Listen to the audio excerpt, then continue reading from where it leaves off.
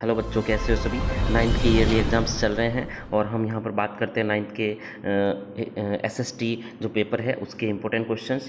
पहले ही हम पॉलिटी के क्वेश्चंस डाल चुके हैं और जियोग्राफी यानी भूगोल के भी क्वेश्चंस डाल चुके हैं। आज इतिहास के क्वेश्चंस की बात कर रहे हैं। नेपोलियन के उदय को कैसे समझा जा सकता है। जो 1789 है की क्रांति के समय फ्रांस का सम्राट कौन था।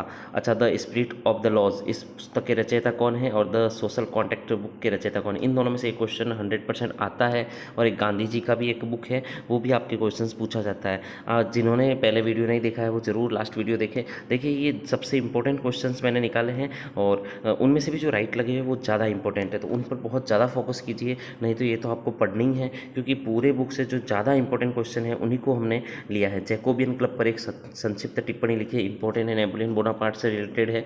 नेपोलियन के पतन के कोई 4 कारण बताइए। तो ये सारे क्वेश्चन से आपको पढ़ना। इसकी पीडीएफ आपको चाहिए तो वीडियो के लास्ट में आपको बता दूंगा कि पीडीएफ कैसे डाउनलोड होगी, ताकि आपका टाइम बिल्कुल भी वेस्ट नहीं हो और आप अच्छे से पढ़ाई कर सको। ठीक है, रूसी क्रांति से आपका क्या आशय है। इटली का राष्ट्रवाद, इटली का जो है वो भी बहुत इंपॉर्टेंट है। ठीक है, समाजवाद की विशेषता बताइए। चेका क्या थी। खूनी रविवार, ये घटना, ये क्वेश्चन 2 से 3 बार पूछा गया है। उदारवादी और रेडिकल के विचारों में अंतर बताइए। उदारवादी जो विचार है ये भी क्वेश्चन आपको पूछा गया है पहले। ठीक है, वर्साई की संधि, यहाँ से क्वेश्चन आया हुआ है। नाथसीवाद भी क्वेश्चन पूछा गया है। ठीक है, जर्मनी की मुद्रा का नाम, एक छोटा सा क्वेश्चन पूछा जा सकता है। अच्छा, वर्साई की जो संधि थी उसके क्या क्या प्रावधान थे। हिटलर की विदेश नीति की विशेषता बताइए। तो ये कुछ क्वेश्चंस है जो बहुत ज़्यादा इंपॉर्टेंट है, इनमें से एग्जाम में पूछे जाएंगे निश्चित रूप से। आपने यदि लास्ट वीडियो नहीं देखा है तो जरूर देखें, और आप दोनों वीडियो के कॉम्बिनेशन से आप पूरी बुक के इंपॉर्टेंट क्वेश्चन निकाल पाएंगे। और यदि चैनल पर पहली बार आए, लाइक शेयर सब्सक्राइब जरूर कीजिए, क्योंकि यहाँ पर आपको स्टडी से रिलेटेड, सारे सब्जेक्ट से रिलेटेड आपको मटेरियल प्रोवाइड हो जाता है। ठीक है, बस्तर के विद्रोह के बारे में बताइए। घुमंत कृषि किसे कहते हैं। नाथसीवाद ने जनता पर पूरा नियंत्रण हासिल करने के लिए क्या क्या प्रयास किए, ये एग्जाम में क्वेश्चन आया हुआ है। 1930 तक आते आते जर्मनी में नाथसीवाद इतना लोकप्रिय क्यों हो गया, ये भी क्वेश्चन पूछा गया। भाबर किसे कहते हैं, ये भी क्वेश्चन अच्छा है। तो आप क्वेश्चंस के अकॉर्डिंग तैयारी करें, निश्चित रूप से आपकी तैयारी बहुत अच्छी होगी। और अब हम बात करते हैं अर्थशास्त्र की। इससे ज़्यादा क्वेश्चंस नहीं आते, फिर भी हम चर्चा करते हैं। सिंचाई के कौन कौन से स्रोत है, अच्छा क्वेश्चन है। पालमपुर का संबंध किससे था, तो कृषि से संबंधित था, ऐसा भी कुछ क्वेश्चंस आ रखा है पहले।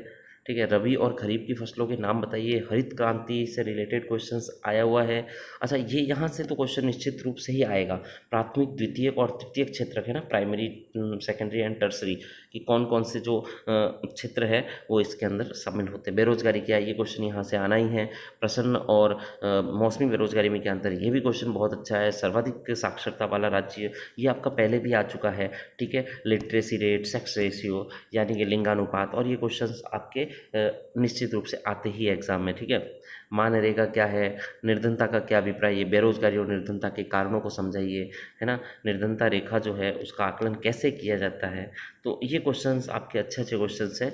निर्धनता के सामान्य सूचक कौन कौन से, ये एग्जाम में पूछे गए सवालों को इन्वॉल्व किया और सबसे महत्वपूर्ण क्वेश्चंस को एक सर्टेन पेज में करके ताकि आपके सामने रख दिया गया, ताकि आप पूरी बुक के सबसे इंपॉर्टेंट क्वेश्चंस को पढ़ पाए। श्वेत क्रांति का संबंध किससे है।